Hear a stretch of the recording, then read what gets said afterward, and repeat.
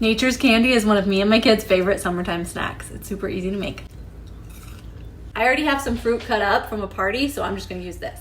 Put it in a freezer-safe Tupperware. I'm doing watermelon, strawberries, cantaloupe, pineapple, and grapes. If you are living a keto lifestyle, just stick to berries. I'm just going to eat the berries out of this. Then you're gonna take some sugar-free Jell-O. I'm gonna use Simply Delish strawberry. Sprinkle some on top. Put the lid on and then give it a shake.